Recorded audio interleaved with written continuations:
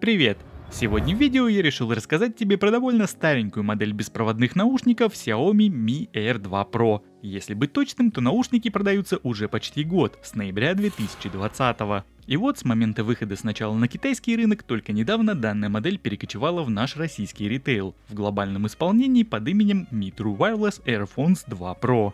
Но как это бывает со всеми подобными девайсами компании, перекочевала к нам только модель. Фирменное приложение Xiaomi AI вот уже какой год подряд остается патриотически китайским, со всеми вытекающими. Без Google переводчика в программе не понять ни слова. Визуально здесь можно определить только заряд кейса и самих наушников. Но то, что у меня есть сегодня на руках, это еще китайская вариация. А вот как себя ведет глобалка на этом приложении, я, увы, не знаю. По крайней мере, на официальной странице российского подразделения Xiaomi в описании данных наушников нет ни слова ни про какое приложение. Но в любом случае, в таком виде, в каком оно существует сейчас, пользы от него все равно как-то маловато. Для управления функциями доступно только действие по двойному тапу и удержание пальца на сенсоре в течение пары секунд. На первое можно назначить переключение треков или плей-паузу, а на второе ничего. Удержание пальца на сенсоре активирует встроенное активное шумоподавление или режим прозрачности. И вот что касается непосредственно последних функций, то год назад, на момент их выхода на рынок, я бы сказал тебе, что шумодав здесь отличный, ведь сравнивать тогда особо было не с чем. Так уж вышло, что ANC начал хорошо развиваться только в 2021 году, когда сразу несколько производителей выкатили множество моделей с данной опцией.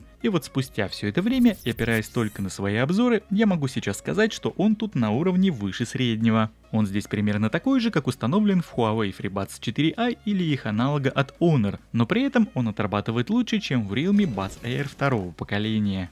Для выбора имеется 4 сценария работы. Непосредственно само шумоподавление, далее идет подавление ветра, режим прозрачности, ну и заключительный обычный режим использования. Ничего адаптивного тут нет. Максимальный порог 35 дБ, но по ощущениям, как я и сказал, такой же будет и у наушников Huawei Honor. Автобус, улицу и торговый центр глушить будет хорошо, а вот с вагонами метро или с шумом заводского цеха справляется уже с трудом. Переключение этих режимов сопровождается китайской озвучкой, а вот как там обстоят дела в глобалке, я, увы, не знаю. Возможно, этот момент все же они перевели. Сами по себе наушники удобные, чего, к примеру, нельзя сказать о кейсе. Он большеват, но собран качественно. Петля с доводчиком, крышка без люфта, закрывается плотно с приятным таким щелчком. А вот что действительно порадовало, это их звучание. По звуку я могу однозначно сказать, что лично на мой слух они играют намного лучше тех же Honor Earbuds 2 Lite.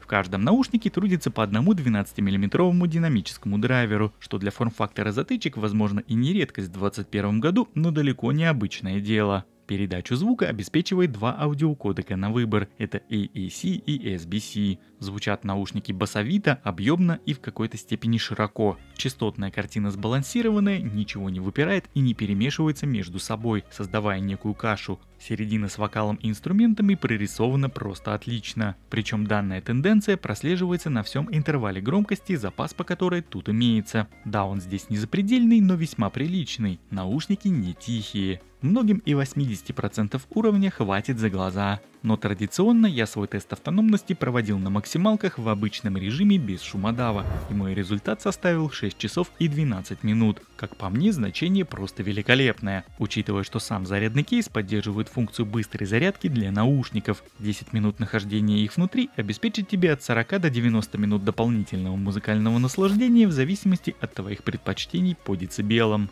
Сам же кейс технологически также не отстает. Помимо зарядки по проводу, в заднюю стенку футляра встроена катушка беспроводной. Емкость встроенного аккумуляторного блока составляет 500 мАч. Ну а теперь, когда я все рассказал тебе про звук и автономность, я предлагаю тебе послушать, как отрабатывают встроенные в наушники микрофоны.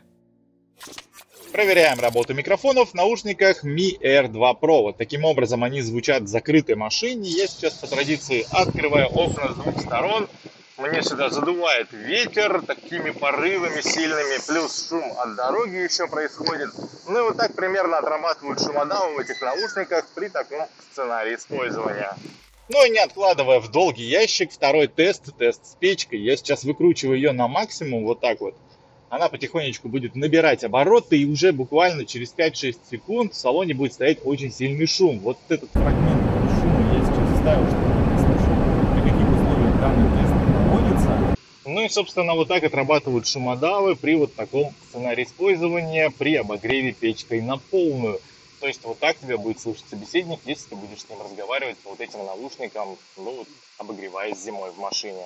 Но вот так отрабатывают микрофоны в наушниках Mi Air 2 Pro. Я нахожусь сейчас на парковке возле торгового центра. Рядом со мной такая вот двухъярусная дорога. Шум от нее не сильный, но тем не менее здесь есть еще такой небольшой ветерочек. Примерно можно прикинуть, как тебя будет слышать собеседник, если ты будешь в таких условиях с ним разговаривать по вот этим наушникам через свой смартфон, скажем так. Вот как-то так это все работает. В общем, оставляю все на твой суд. Пиши в комментариях, понравилась ли тебе работа данных микрофонов. Ну а я буду продолжать свой обзор дальше. К сожалению, специального игрового режима в настройках наушников нет. Оттого результаты моего игрового теста получились весьма стандартными для подобных обстоятельств. В популярных шутерах PUBG Mobile и Call of Duty Mobile мой интервал по задержке составил 160-200 миллисекунд. Поиграть, конечно, можно и при таких раскладах, но очевидно, что данный сценарий использования это лишь для любителей. Профессионалам лучше оставаться, как всегда, на проводах. А вот посмотреть какой-то новый видеоролик на YouTube в этих наушниках вполне возможно. Приложение оптимизировано максимально хорошо и задержки на слух совершенно не слышно. Наушники имеют стабильные соединения со всеми моими смартфонами и полностью соответствуют заявленным характеристикам. Расстояние в 10 метров от источника звука на открытой местности они преодолевают легко, а в городской квартире пара стен и балконная дверь также для них не является помехой. Ну а подводя сегодня некий итог, я бы хотел поговорить непосредственно об актуальности данной модели. Как я уже сказал в самом начале, данные наушники вышли почти год назад и стоили на тот момент порядка $125. Сейчас на Алиэкспрессе их можно купить в районе 70, что примерно равно плюс-минус 5000 рублей. В целом за эти деньги наушники будут хорошим вариантом, если ты готов мириться с китайским приложением и озвучкой. Ну а в качестве альтернативы, к примеру в местном ритейле, можно как раз посмотреть в сторону Honor Airbuds 2 Lite. Да, они играют немножко похуже, но тем не менее по функциям почти такие же. А вот глобальная версия Mi True Wireless Earphones 2 Pro обойдется уже в 7500. И вот за эти деньги я бы, наверное, не стал бы их покупать, тем более, что и поддержка приложения, пусть и китайского, остается под большим вопросом. И вот здесь мне бы хотелось тебя предупредить еще об одном моменте. Заказывая наушники на Алиэкспрессе или по сомнительно низкой цене на какой-то другой площадке, обязательно смотри отзывы и репутацию продавца. По данной модели я уже пару раз натыкался на подделки, причем зачастую продавцы все равно пишут, что это оригинал, так что с этими наушниками будь поосторожней и лучше заказывай в проверенных магазинах. Ну а у меня на сегодня все, спасибо тебе за просмотр и увидимся с тобой уже в следующем моем видео. Пока-пока.